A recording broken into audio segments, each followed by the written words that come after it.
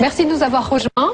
Alors vous l'avez entendu, hein, dans la bouche de Paul Ariès, le mot travail est associé au labeur, à la souffrance. Bon d'ailleurs c'est vrai que c'est l'origine, hein, l'origine du mot, c'est ça, hein, c'est le latin. C'est ça, tout à fait, oui, oui.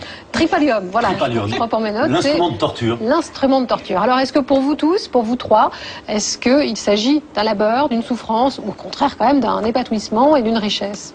Les deux. Qui veut commencer? Oui, ben voilà. Clairement les deux. Alors, l'étymologie nous dit des choses, hein, 12e siècle, tripalium, etc., etc. Après, moi, ma thèse, c'est qu'on a aujourd'hui 3 couches dans le travail, 3 couches de significations différentes qui ont été en quelque sorte déposées à travers les siècles. Au XVIIIe siècle, en effet, c'est le travail comme émancipation. Donc ça veut bien dire, vous êtes d'accord avec Paul Ariès quand il dit que le travail est une notion récente? Bien sûr, le travail est une notion très, très récente. C'est-à-dire que moi, il me semble que c'est seulement au XVIIIe siècle qu'on prend un certain nombre d'activités et qu'on les rassemble sous le terme de travail. Et ce qui est très intéressant, c'est pourquoi on les met ensemble. On les met ensemble comme ces activités qui permettent de faire autre chose, ou qui sont le moyen en vue d'une autre fin. Hein. Adam Smith nous dit, c'est ce qui permet d'avoir une production, une grosse production. Donc là, à l'époque, on est encore dans l'artisanat, les métiers, les tapissiers, les boulangers, etc. Oui, et Smith nous dit, et toute l'économie classique va nous dire ça ensuite, encore aujourd'hui, le travail, c'est une peine, une souffrance, une désutilité. Et Marx se moquera de Smith. Plus tard, il dira, ce pauvre Smith, il croyait que c'était une peine. Pas du tout, le travail, c'est au contraire une valeur créatrice, quelque chose de très important. Mais donc, on a bien cette affaire de travail comme moyen. Et puis ensuite, il faut aussi voir toutes les, comment dirais-je, tous les fantasmes qui se mettent sur le travail. C'est-à-dire, au XIXe siècle, le travail comme la liberté créatrice de l'homme. Avec le travail, je vais changer entièrement le monde dans lequel je me trouve. Hein. C'est Hegel, c'est toute la grande philosophie allemande, justement. Je transforme le monde dans lequel je me trouve et je le fais à mon image. Et je me transforme moi-même.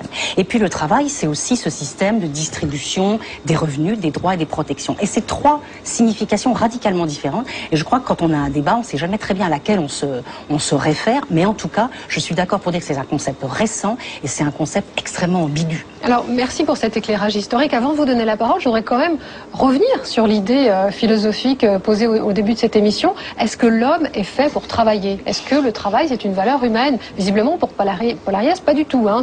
L'homme n'est pas fait pour travailler. Et vous savez, on a eu des tas de travaux à une époque, dans ces très belles années 70, où on nous racontait, en effet, que les vraies sociétés d'abondance, c'était ces sociétés où on travaillait très très très peu de temps, il y avait la chassette, la cueillette, et surtout, on n'allait pas plus loin, c'était pas le capitalisme, c'est-à-dire on satisfaisait ses besoins, point final. On n'allait pas inventer des besoins pour vendre des produits et faire en fait de la production et de la consommation des actes extrêmement artificiels.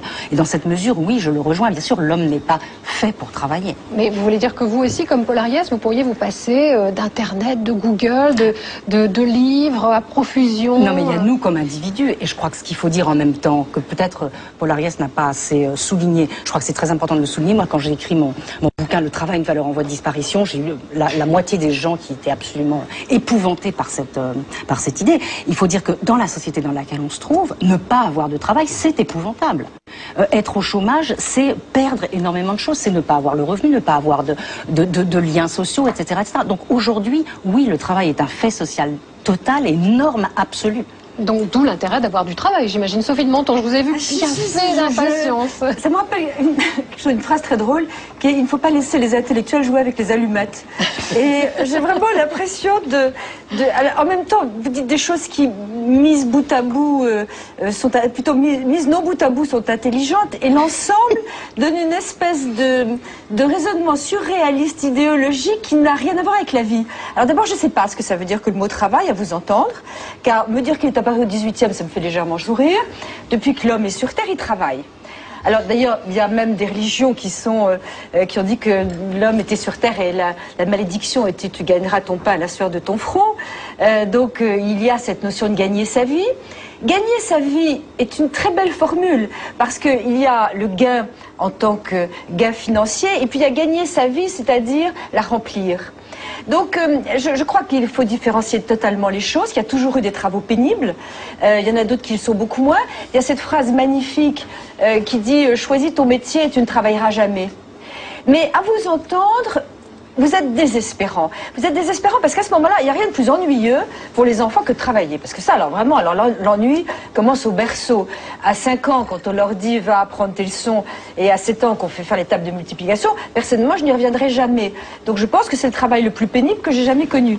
Ce qui veut dire, si on vous écoute, qu'il ne faut pas faire souffrir les malheureux qui travaillent, et donc il faut absolument arrêter d'envoyer les enfants à l'école. Enfin, si je pousse à l'extrême, c'est à peu près ça.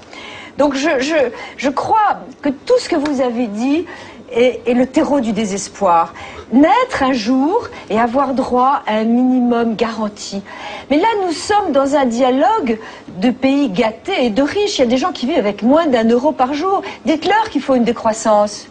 Vous allez leur interdire d'accéder à cette consommation, d'accord avec vous, effondrante par certains côtés et navrante de consommer toute la journée, et ce qu'on donne aux enfants et la façon dont les élèves aujourd'hui me scandalise. C'est tous les 2 jours une exigence nouvelle, d'accord.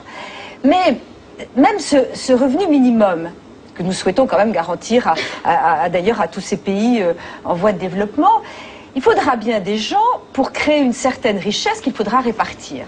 Or, on ne peut créer de richesse que si on a le goût d'entreprendre et que si on a, pardonnez-moi, l'appât du gain.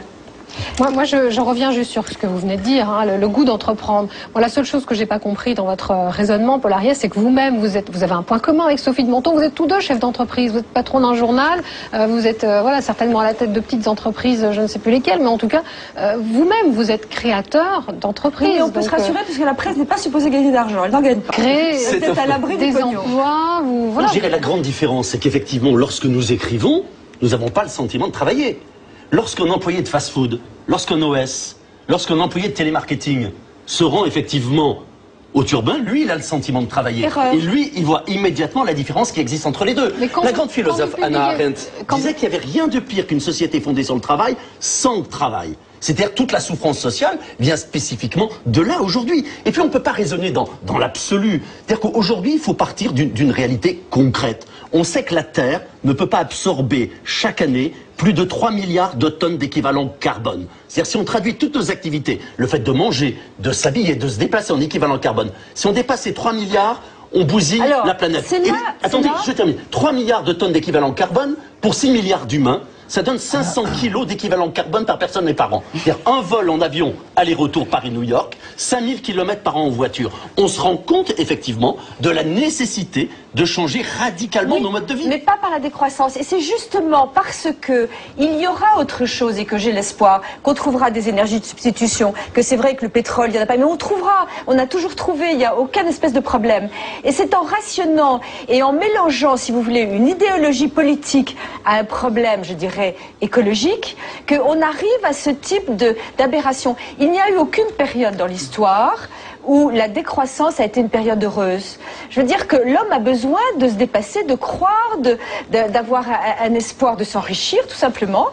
Et en plus, je veux dire, vous partez du principe que tout le monde, et ce serait très sympathique, finalement tout le monde est capable d'avoir une activité qui le rend heureux et qui l'épanouisse. Et malheureusement, alors je suis peut-être plus pessimiste que vous sur l'espèce humaine, il est parfois plus ennuyeux pour certains de ne pas travailler que de travailler.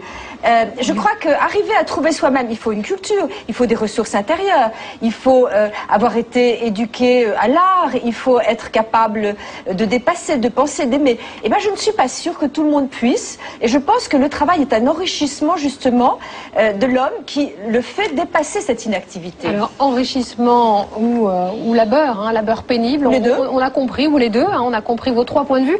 Moi, je suis très curieuse maintenant de me tourner vers vous. Vous êtes philosophe, vous êtes commissaire d'une exposition qui se tient en ce moment jusqu'au mois d'avril à Dresde en Allemagne, une exposition sur le travail. Alors ça tombe bien, j'aimerais bien avoir votre point de vue de philosophe, parce que c'est vrai que quand on parle du travail, on entend souvent les chefs d'entreprise, un petit peu moins les politologues, les historiens et les sociologues, on entend beaucoup les syndicalistes, mais très rarement les philosophes. Alors votre idée à vous du travail ? Je trouve que ce débat va très très vite, mais on a un petit peu tendance à détourner des vrais problèmes et de passer du coq à l'âne. Depuis quelques années, on a cet éco-discours sur la mondialisation, la crise financière, et puis sans oublier le changement climatique. Tout cela devient une sorte de massue morale qui s'abat sur tout ce qui bouge.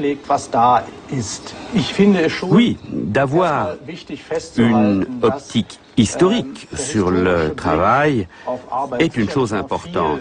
On voit plus de choses, on voit des choses différentes ainsi. Mais l'homme de la rue, qui va travailler, quelle que soit la nature de son travail, il s'en moque éperdument. Il ne s'intéresse pas à la façon dont le travail a été défini au XIVe siècle par je ne sais quel pasteur. Cette exposition que nous organisons à Dresde, au musée de l'hygiène, essaie de retrouver une perception de ce que représente le travail pour l'être humain. Et je suis d'accord avec vous, le travail c'est quelque chose dont émerge la personnalité. En quelques mots, vous pourriez nous dire d'ailleurs que ce que l'on voit dans cette exposition? Cette exposition est une expérience assez remarquable puisque nous n'avons pas voulu exposer des objets, par exemple le marteau de l'homme de Néandertal ou la brosse de Luther. Ce que nous avons voulu, c'est montrer ce qu'est le travail aujourd'hui. Et donc, dans 5 salles, en utilisant presque exclusivement le film, la vidéo, nous essayons de pénétrer au cœur du concept de travail. On voit 5 personnes, un jardinier, un chef d'entreprise qui sillonne le monde, un artiste. On les voit en train de travailler à travers 5 perspectives différentes. Et le spectateur peut s'immerger là-dedans. Il est de plus en plus aspiré dans ce cosmos